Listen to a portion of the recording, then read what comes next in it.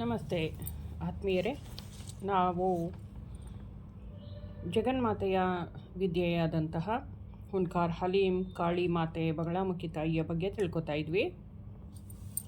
ಈ ದಿನ ನಾವು ಇಡ ಪಿಂಗಳ ಸುಷುಮ್ನ ನಾಡಿಯನ್ನು, ಅದು ನಮ್ಮ ಹಣೆಯ ಭಾಗದಲ್ಲಿ ತ್ರಿವೇಣಿ ಸಂಗಮ ಅಂತ ಹೇಳ್ತೀವಿ, ಮೂರನೇ ಕಣ್ಣಿನ ಭಾಗ ಅಂತ ಹೇಳ್ತೀವಿ, ಕೈಲಾಸ ಪರ್ವತದ ದಿಬ್ಬ ಅಥವಾ ಹಣೆಯ ಭಾಗವನ್ನು ಅರ್ಧನಾರೀಶ್ವರ ತತ್ವ ಅಂತ ಕರಿತೀವಿ. ಅಲ್ಲೋಗಿ ಸಂಧಿಸುತ್ತೆ. ಅಲ್ಲಿ ಹೋಗಿ ಸಂಧಿಸಿದಾಗ ನಮಗೆ ಜ್ಞಾನೋದಯವಾಯಿತು ಅನ್ನೋದು ಅರ್ಥ. ಮೂರನೇ ಕಣ್ಣು ಓಪನ್ ಆಯಿತು ಅನ್ನೋದು, ಅಂದರೆ ಸಿಕ್ಸ್ತ್ ಸೆನ್ಸ್ ಓಪನ್ ಆಯಿತು ಅನ್ನೋದು ಅರ್ಥ. ಮತ್ತು ಆಧ್ಯಾತ್ಮಿಕ ಮಹಾದ್ವಾರ ಅಂತ ಕರೀತಾರೆ ಮೂರನೇ ಕಣ್ಣನ್ನು. ದೇಹದಲ್ಲಿ 7 ಮುಖ್ಯ ಚಕ್ರಗಳಿದೆ ಅನ್ನೋದು ನಮಗೆ ಗೊತ್ತು. ಅವೆಲ್ಲವೂ ನಾವು ಗುರುತಿಸೋದ್ರಾದರೆ ಇಲ್ಲಿರಬಹುದು ಅಂತ ಸ್ಪೈನಲ್ ಕಾರ್ಡಿನ ಕೆಳ ತುತ್ತ ತುದಿಯಿಂದ ಮೇಲ್ ತುತ್ತ ತುದಿಯ ತನಕ ಈ ಚಕ್ರಗಳನ್ನು 7 ಚಕ್ರಗಳನ್ನು ಆ ಇಡ ಪಿಂಗಳ ಸುಷುಮ್ನ ನಾಡಿಯಲ್ಲಿ, ಆ ಸುಷುಮ್ನ ನಾಡಿಗೆ ಪೋಣಿಸಿದಂತೆ ಮೇಲ್ಮುಖವಾಗಿ ಇರೋದನ್ನು ಕಾಣ್ತೀವಿ, ಗಮನಿಸ್ತೀವಿ. ಇದನ್ನು ನಾವು ಮುಖ್ಯವಾಗಿ ಅರ್ಥ ಮಾಡ್ಕೋಬೇಕು. ನಮ್ಮ ಸೂಕ್ಷ್ಮ ಶರೀರದಲ್ಲಿ ಚಕ್ರಗಳಿದೆ ಅನ್ನೋದು.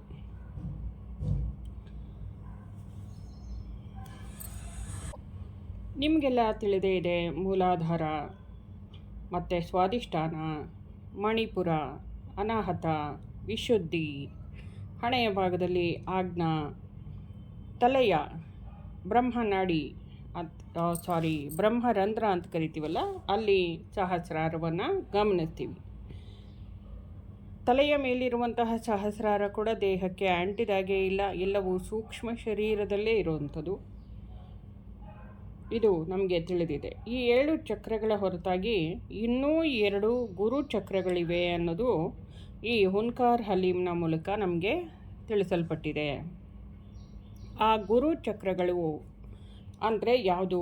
ಭ್ರುಕುಟಿ ಹಾಗೂ ತ್ರಿಕುಟಿ. ಈ 2 ಗುರು ಚಕ್ರಗಳು ನಮ್ಮ ಸಹಸ್ರಾರ ಚಕ್ರ ಇದೆಯಲ್ಲ, ಮತ್ತು ನಮ್ಮ ಮೂರನೆಯ ಕಣ್ಣು ಆಜ್ಞಾ ಚಕ್ರ ಇದೆಯಲ್ಲ, ಹಣೆಯ ಭಾಗ, ಇವೆರಡರ ನಡುವೆ ಬರುತ್ತೆ. ಶ್ರೀವಿದ್ಯಾ ಸಂಪ್ರದಾಯದ ಪ್ರಕಾರ 6ನೇ ಚಕ್ರ ಆಜ್ಞಾ, 3ನೇ ಕಣ್ಣಿನ ಚಕ್ರ, 7ನೆಯ ಚಕ್ರ ಭ್ರುಕುಟಿ. ಅಂದರೆ 3ನೇ ಕಣ್ಣಿನಿಂದ ಸ್ವಲ್ಪ ಮುಂದೆ ಹೋದರೆ, ಮೇಲೆ ಹೋದರೆ ನಾವು ಹೆಣ್ಣುಮಕ್ಕಳು ಸಿಂಧೂರ, ಮದುವೆ ಆಗಿರೋರು ಸಿಂಧೂರ ಇಡುವ ಜಾಗನ ಭ್ರುಕುಟಿ. ಇದು ಕೂಡ ಆಧ್ಯಾತ್ಮಿಕ ಮಹಾದ್ವಾರನೇ ಆಗಿದೆ.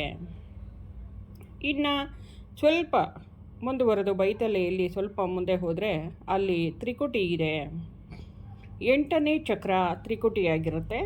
ನಂತರ ಸಹಸ್ರಾರ ಅಂದರೆ ಕಿರೀಟ ಚಕ್ರ ಅಥವಾ ನಮ್ಮ ನೆತ್ತಿಯ ಭಾಗ ಬ್ರಹ್ಮರಂಧ್ರ, ಆ ಜಾಗದಲ್ಲಿ ಬರುವಂಥದ್ದು. ಸ್ವಲ್ಪ ನಮ್ಮ ತಲೆಗೆ ಅಂಟದಿರ ಆಕಾಶದಲ್ಲಿ ತೇಲೋ ಥರ ಇರುವಂಥದ್ದು ಈ ಸಹಸ್ರಾರ. ಇದು 9ನೆಯ ಚಕ್ರವಾಗಿದೆ. ಇದಿಷ್ಟು ನಮ್ಮ ದೇಹದಲ್ಲಿ ಮುಖ್ಯವಾದ ಚಕ್ರಗಳು ಅಂತ ತಿಳಿಸ್ತಾರೆ. ನಮ್ಮ ಹಣೆಯ ಭಾಗದಿಂದ ಈ 3 ಶಕ್ತಿ ಚಾನಲ್ಗಳು ಅಂತ ಕರಿತೀವಲ್ವಾ, 3ನೇ ಕಣ್ಣು ಇರೋ ಜಾಗದಲ್ಲಿ ಸೇರುತ್ತಲ್ಲ, ಅದು ಇಡ ಪಿಂಗಳ ಸುಷುಮ್ನ ನಾಡಿ. ಒಂದನ್ನು ಚಂದ್ರ, ಒಂದು ಸೂರ್ಯನ, ಇನ್ನೊಂದು ಕೇಂದ್ರ ಚಾನಲ್ ಅಂತ, ಅಂದರೆ ಮೇಯ್ನ್ ಚಾನಲ್ ಅಂತ ಕರಿತೀವಿ ಸುಷುಮ್ನನ. ಇದನ್ನು ನಾವು ಗಂಗಾ, ಯಮುನಾ ಹಾಗೂ ಸರಸ್ವತಿ ಅಂದರೆ ಸುಷುಮ್ನ, ಅದು ಗುಪ್ತಗಾಮಿನಿ. ಇದು ಹಣೆಯ ಭಾಗದಲ್ಲಿ 3 ನಮ್ಮ ಕುಂಡಲಿನಿ ಶಕ್ತಿ ಜಾಗೃತವಾಗಿ ಮೇಲ್ನಡೆದು ಮೇಲ್ಮುಖವಾಗಿ ಹರಿದು ಈ ಹಣೆಯ ಭಾಗದಲ್ಲಿ ಜಾಗೃತಗೊಳ್ಳುತ್ತೆ ನಮ್ಮ 3ನೇ ಕಣ್ಣು. ಇಲ್ಲಿಂದ ಹೊರಟಂತಹ ಇದಕ್ಕಿಂತ, ಈ ಸುಷುಮ್ನದಕ್ಕಿಂತ ಇದು ಮಹತ್ವವಾದದ್ದು, ಉನ್ನತವಾದ ಚಾನಲ್ ಆಗಿದೆ, ಮಾರ್ಗವಾಗಿದೆ. ಇದನ್ನು ನಾವು ಬ್ರಹ್ಮನಾಡಿ ಅಂತ ಕರಿತೀವಿ. ಈ ಬ್ರಹ್ಮನಾಡಿಯಲ್ಲಿ ಆ ಸಿಂಧೂರ ಇಡುವ ಜಾಗದಲ್ಲಿ ಬರುವಂಥದ್ದು ಭ್ರುಕುಟಿ ಅನ್ನುವಂತಹ ದ್ವಾರ, ಅಂದರೆ ಚಾನಲ್. ಅಂದರೆ ಇವಾಗ ಚಕ್ರ ಹೇಗೆ ಹೇಳಿದೆ ದೇಹದಲ್ಲಿ, ಇದು ಒಂದು. ಇನ್ನೊಂದು ಸ್ವಲ್ಪ ಮುಂದುವರೆದು ತ್ರಿಕುಟಿ, ಅದಾದ ಮೇಲೆ ಸಹಸ್ರಾರದಲ್ಲಿ ಕೊನೆಗೊಳ್ಳುತ್ತೆ ಅನ್ನೋದನ್ನು ತಿಳಿಸ್ತಾರೆ. ನಾವು ನಮ್ಮ ಮೂರನೇ ಕಣ್ಣು ಆಜ್ಞಾಚಕ್ರವನ್ನು ಧ್ಯಾನಿಸಿದಾಗ, ನಾವು ಅಲ್ಲಿ ಗಮನವಿಟ್ಟು ಧ್ಯಾನಿಸಿದಾಗ, ತುಂಬ ಆಳವಾಗಿ ಧ್ಯಾನದಲ್ಲಿ ಹೋದಾಗ, ಅಂದರೆ ನಿರ್ವಾಣ ಅಂತ ಹೇಳ್ಬೋದು, ಶೂನ್ಯ ಸ್ಥಿತಿ ಅಂತಲೂ ಹೇಳ್ಬೋದು, ನಾವು ದೈವಿಕ ಪ್ರಕಾಶವನ್ನು ಅನುಭವಿಸೋದಕ್ಕೆ ಶುರು ಮಾಡ್ತೀವಲ್ಲಿ. ಅದು ಆ ಬೆಳಕಿದೆಯಲ್ಲ, ಅದು ಹೆಚ್ಚು ತೀವ್ರವಾಗ್ತಾ ಹೋದಾಗ ಆ ನಮ್ಮ ಮನಸ್ಸು ಅಥವಾ ನಾವು ಅಂತಲೇ ಹೇಳ್ಬೋದು, ಬೆಳಕಿನ ಮೂಲಕ ಒಳಗಡೆ ಆ ಬೆಳಕಿನಲ್ಲಿ ನಡೀತಾ ಹೋಗ್ತೀವಿ. ಅಲ್ಲೊಂದು ಬಿಂದುವಿನ ಛೇದನವಾಗುತ್ತೆ ಅಥವಾ ಮಹಾದ್ವಾರ ತೆರೆಯುತ್ತೆ ಅಂತಲೇ ಹೇಳ್ಬೋದು. ಅದನ್ನು ಒಂಥರ ಅಲ್ಲಿ ಅದು ಓಪನ್ ಆದಾಗ ನಮಗೆ ಒಂದು ಜ್ಞಾನದ ಬಾಗಿಲು ತೆರೆದಂತೆ, ಉನ್ನತ ಲೋಕದ ಸಂಪರ್ಕ ಏರ್ಪಟ್ಟಂತೆ ಅನುಭವಕ್ಕೆ ಬರುತ್ತೆ. ಅಲ್ಲಿಂದ ಮುಂದೆ ತ್ರಿಕುಟಿಯನ್ನು ಸಂಧಿಸ್ತೀವಿ. ಅಲ್ಲಿಂದ ಸಾಧನೆಯನ್ನು ಮುಂದುವರಿಸ್ತಾ ಇನ್ನಷ್ಟು ಆಳವಾಗಿ ಸ್ಟ್ರಾಂಗ್ ಆಗಿ ಧ್ಯಾನ ಮಾಡ್ತಾ ಹೋದಾಗ ಸಹಸ್ರಾರವನ್ನು ಸಂಧಿಸ್ತೀವಿ ಅನ್ನೋದು ಇಲ್ಲಿ ತಿಳಿಸ್ತಾರೆ.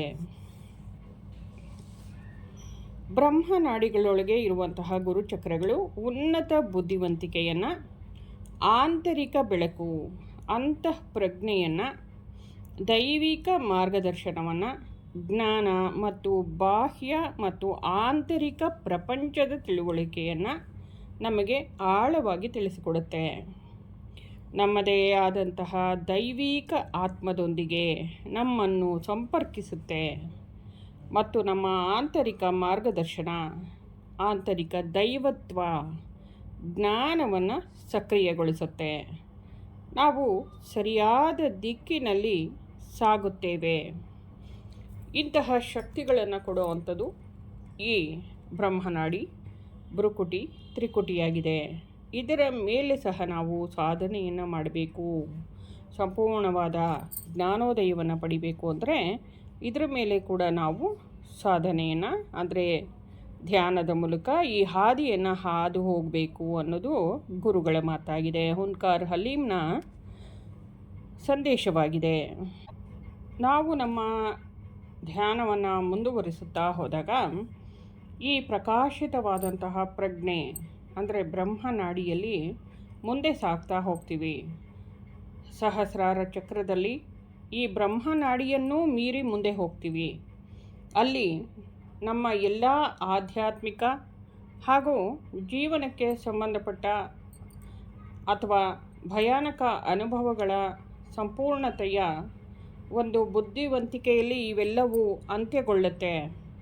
ಅಂದರೆ ಒಂದು ಅಗಾಧವಾದಂತಹ ಅರಿವಿನ ಪ್ರಪಂಚದಲ್ಲಿ ನಾವು ನಮ್ಮನ್ನು ವ್ಯಕ್ತಗೊಳಿಸ್ಕೊಳ್ತೀವಿ ಅಥವಾ ಅನಂತತೆಯಲ್ಲಿ ಲೀನವಾಗ್ತೀವಿ ಅಂತ ಹೇಳಬಹುದು. ಇಂತಹ ಅವಕಾಶವನ್ನು ಈ ಬ್ರಹ್ಮನಾಡಿ, ತ್ರಿಕುಟಿ, ಭ್ರುಕುಟಿಯು ತಂದುಕೊಡುತ್ತೆ ಅನ್ನೋದನ್ನು ಗುರುಗಳು ತಿಳಿಸ್ತಾರೆ. ಧನ್ಯವಾದಗಳು.